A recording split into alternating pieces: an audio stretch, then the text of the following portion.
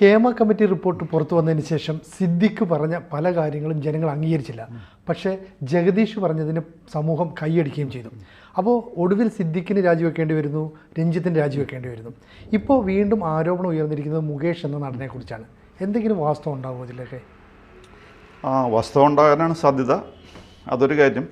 പിന്നെ വേറൊരു കാര്യം എന്ന് പറഞ്ഞാൽ സർക്കാരിൻ്റെ നയം എന്ന് പറഞ്ഞു കഴിഞ്ഞാൽ വേട്ടക്കാരുടെ കൂടെ എന്നുള്ള രീതിയിൽ അവർ എന്ന് പറഞ്ഞാൽ അറ്റ്ലീസ്റ്റ് ഇൻഡിഫറൻ്റ് ആയിരുന്നു. ഒരു കാരണവശാലും ഈ വിക്ടിംസിന് അല്ലെങ്കിൽ ഇരകൾക്ക് സപ്പോർട്ട് ചെയ്യുന്നൊരു പോളിസി ഗവൺമെൻറ്റിൻ്റെ ഭാഗത്തുനിന്ന് ഒരിക്കലും ഉണ്ടായിരുന്നില്ല. പിണറായി വിജയനായി കഴിഞ്ഞാലും സജി തോമസ് ആയാലും അത് അവരുടെയൊക്കെ അഭിപ്രായം സജി ചെറിയാനായാലും അവരുടെയൊക്കെ അഭിപ്രായം എന്ന് പറഞ്ഞു കഴിഞ്ഞാൽ കംപ്ലയിൻ്റ് ഉള്ളവർ എഴുതി കൊണ്ടുവന്ന് കംപ്ലയിൻറ്റ് ചെയ്തിട്ട് ഡ്യൂ പ്രൊസീജിയർ അനുസരിച്ച് കാര്യങ്ങൾ ചെയ്തോട്ടെ എന്നുള്ള രീതിയിലാണ് പറഞ്ഞത്. അല്ലാതെ ഇവരെ സപ്പോർട്ട് ചെയ്യുന്ന ഒരു ഭാഷയും അവർ പറയുമായിരുന്നില്ല. അപ്പോൾ ഈ CPM-നെ സംബന്ധിച്ചിടത്തോളം എന്ത് പ്രശ്നം ഉണ്ടായാലും ഒരു പരിഹാരമുണ്ട്.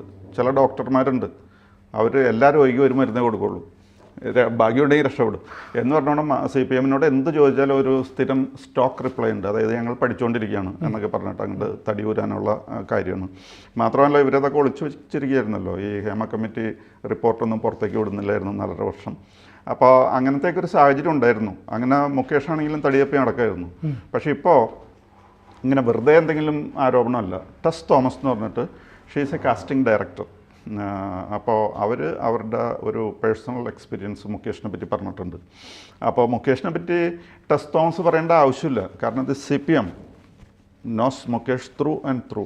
വളരെ കൃത്യമായിട്ട് മുകേഷിനെ അറിയാവുന്ന ആൾക്കാരാണ് CPM. കാരണം എന്താണെന്ന് വെച്ച് കഴിഞ്ഞാൽ CPM-ൻ്റെ മന്ത്രി വീണ ജോർജ് തന്നെ ഈ മുകേഷിൻ്റെ ഒരു ഭാര്യയുമായിട്ട് നടത്തിയ ഇൻ്റർവ്യൂ എല്ലാവരും ശ്രദ്ധിച്ചിട്ടുള്ളതാണ്. അത് വളരെ വൈറലായിരിക്കുന്നതാണ്.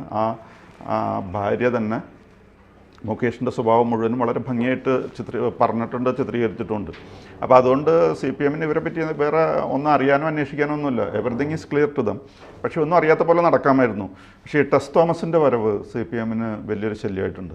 ഇനി അത് കണ്ടില്ല എന്ന് നടിക്കാനായിട്ട് വളരെ പ്രയാസമാണ്.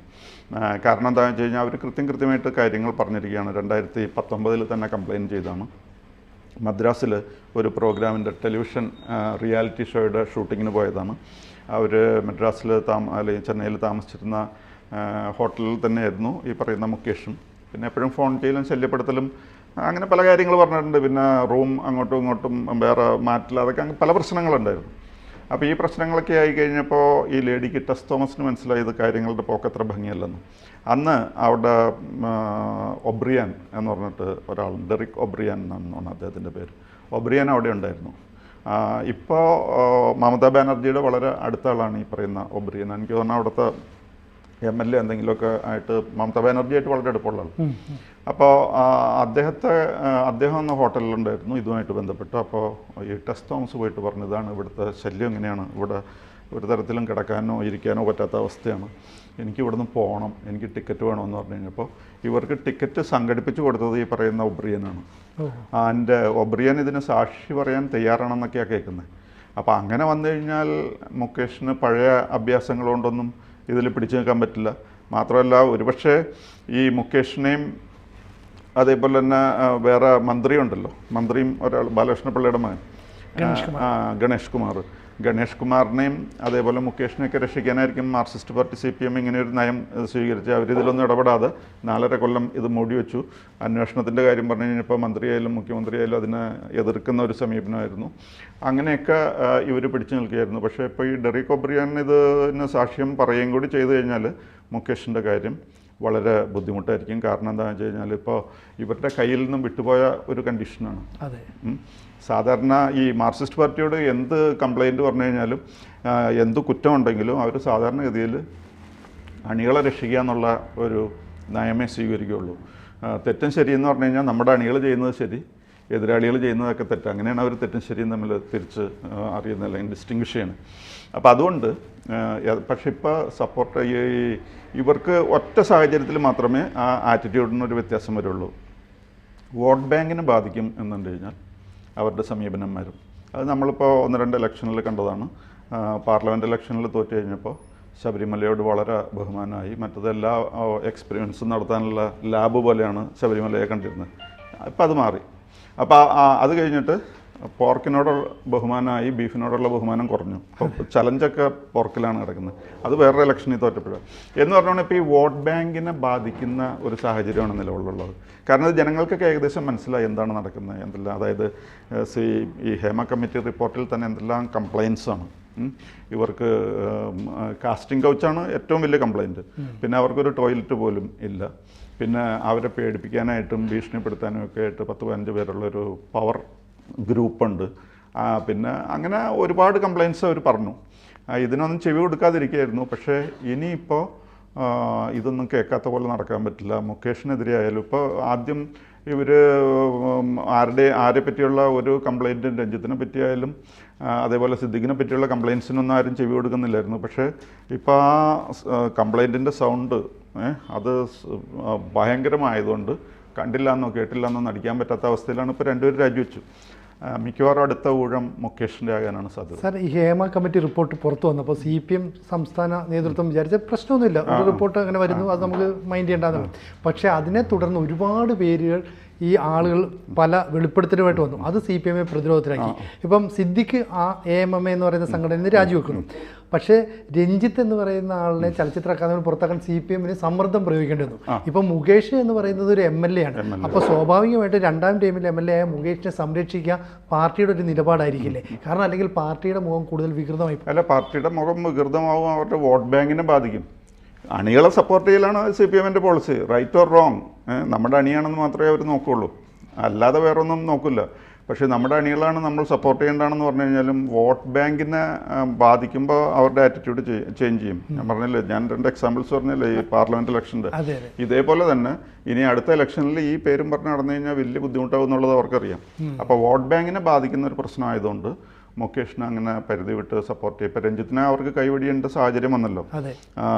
രഞ്ജിത്ത് എവിടെയൊക്കെ പോയി പ്രസംഗിച്ചിരുന്നു, ഞാൻ 1976 തൊട്ട് SFIയിൽ നടക്കണമാണ്, എന്നെ ആരും പേടിപ്പിക്കാൻ നോക്കണ്ട എന്നൊക്കെ പറഞ്ഞ എവിടെ ഒരു മീറ്റിങ്ങിലൊക്കെ പ്രസംഗിച്ച് ഭയങ്കര ബഹളം കൂട്ടിയതാണ്. പക്ഷേ അവസാനം വന്നു കഴിഞ്ഞപ്പോൾ ഈ മാർക്സിസ്റ്റ് പാർട്ടിക്ക് മാറ്റേണ്ടിയും വന്നു, ഇദ്ദേഹത്തിന് മാറേണ്ടിയും വന്നു. ഇദ്ദേഹം തന്നെത്താനൊന്നും മാറുമായിരുന്നില്ല, പക്ഷേ മാറണം എന്നുള്ള നിർദ്ദേശം ക്ലീനായിട്ട് കൊടുത്തു. മാത്രമല്ല ബാക്കിയുള്ള എല്ലാവരും ഇത് പറയാൻ തുടങ്ങി. ഇപ്പം ആനിരാജ വന്നപ്പോൾ CPI ദേശീയ നേതാവാണ്, ഘടകകക്ഷിയിൽ നിന്ന് തന്നെ അവർ പറഞ്ഞു അത് CPI ആയതുകൊണ്ടാണ് പറയുന്നത്, ഇത് ശരിയാവില്ല എന്നുള്ള രീതിയിൽ പറഞ്ഞു.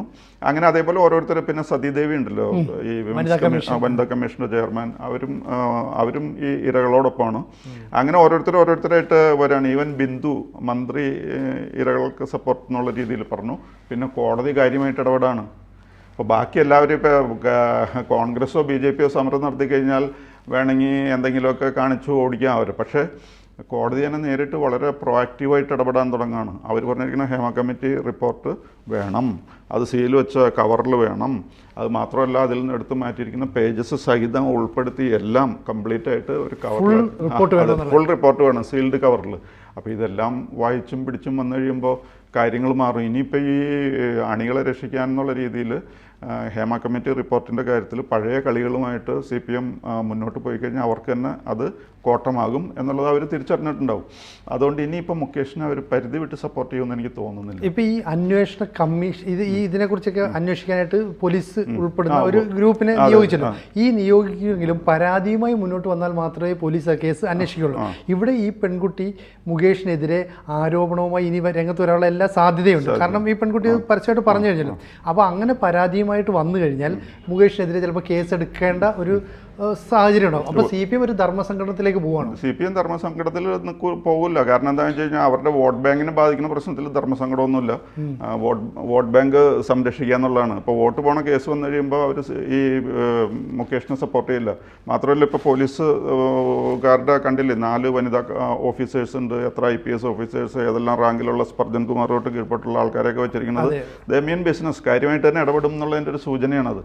അതുകൊണ്ട് അങ്ങനെ സൂത്രത്തിൽ മുകേഷിന് രക്ഷപ്പെടാൻ കഴിയില്ല. പോലീസ് കാര്യമായിട്ട് ഇടപെടാൻ പോകുന്നു, എല്ലാവരുടെയും ശ്രദ്ധ പിടിച്ചു പറ്റിയിരിക്കുന്നു. മാത്രമല്ല ഇപ്പോൾ ഈ നടി പറയാണ്, എന്താണ് അവരുടെ പേര്, ശ്രീലേഖ മിത്ര. അവരാദ്യം പറഞ്ഞു ഇതിനൊക്കെ നടക്കാൻ നേരമില്ല എന്ന് പറഞ്ഞു. പക്ഷേ കാര്യങ്ങളുടെ ഗൗരവം കൂടി വന്നു കഴിയുമ്പോൾ പലരും അവരെ സപ്പോർട്ട് ചെയ്യാൻ വരും. സപ്പോർട്ട് ഉണ്ടെങ്കിൽ വരാമെന്ന് പറയുന്നുണ്ടല്ലോ. അപ്പോൾ അവർ വന്നു കഴിഞ്ഞാൽ പ്രശ്നമാവും. അതുകൊണ്ട് പാർട്ടി മുകേഷിനെ അധികം സപ്പോർട്ട് ചെയ്യുമെന്ന് എനിക്ക് തോന്നുന്നില്ല. ഇവിടെ ഇപ്പോൾ മുകേഷ് പറയുന്നത് എന്നെ രാഷ്ട്രീയപരമായി തകർക്കാനുള്ള ശ്രമമാണെന്ന്. ഈ പെൺകുട്ടിക്ക് ഈ മുകേഷിനെ രാഷ്ട്രീയമായി തകർത്തിട്ട് എന്താ കാര്യം? അല്ലാതെ തന്നെയല്ല, ആ പെൺകുട്ടി ലെഫ്റ്റിസ്റ്റാണ്, ആക്ടിവിസ്റ്റാണ്. അവിടെ ബംഗാളിൽ എല്ലാ ലെഫ്റ്റിസ്റ്റ് ആക്ടിവിറ്റീസിലും ഇടപെടുന്ന ഒരു സ്ത്രീയാണ്. അപ്പോൾ അതുകൊണ്ട് അവർ അങ്ങനെ വെറുതെ സൂത്രത്തിന് വേണ്ടിയിട്ട് വരുന്ന ആളല്ല. മാത്രമല്ല, നമ്മുടെ നാട്ടിൽ നിന്നായാലും ഭയങ്കര സപ്പോർട്ട് അവർക്ക് കിട്ടും. എല്ലാവരും സപ്പോർട്ട് ചെയ്യാനുണ്ട്. ഇപ്പോൾ നേരത്തെ പോലെയല്ല, നേരത്തെ നോബഡി കെയർഡ്. അതാണല്ലോ സിദ്ദിഖൊക്കെ പണ്ട് രക്ഷപ്പെട്ട് നടന്നിരുന്നത്. അതേപോലെ ഇനിയിപ്പോൾ രക്ഷപ്പെടാൻ പറ്റില്ല. ഇവരെല്ലാവരും ഇപ്പോൾ അവർക്കൊരു ധൈര്യം വന്നു എന്ന് പറഞ്ഞു കഴിഞ്ഞാൽ ഇപ്പോൾ വലിയ ആവേശമായിരിക്കുകയാണ് ഈ ഇരകൾക്ക്. അപ്പോൾ അവർ വിട്ടുകൊടുക്കുമെന്ന് എനിക്ക് തോന്നണില്ല. മാർക്സിസ്റ്റ് പാർട്ടിക്ക് വഴങ്ങേണ്ടി വരും. അപ്പോൾ കൂടുതൽ വിഗ്രഹങ്ങൾ വീണുടയോ എന്ന് ഉറപ്പാണ്. വീഴും, ഉടയും. കാത്തിരിക്കാം. കാത്തിരിക്കാം.